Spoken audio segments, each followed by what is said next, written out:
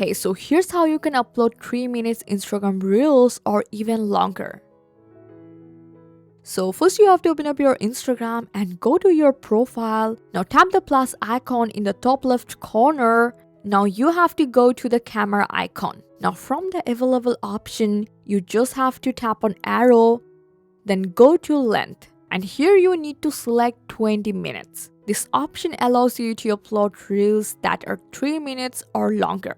After selecting the length, go to your gallery and choose the video you just want to upload.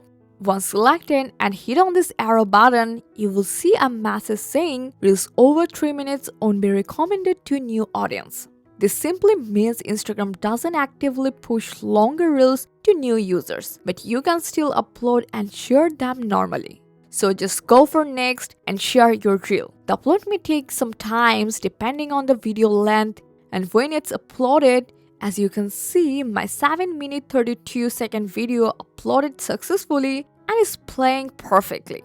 I also checked it from another account and the long reel is showing without any issues. Isn't it really easy? I hope this guide helped you a lot. Make a like and subscribe for more Instagram tips and tricks. Thanks for watching.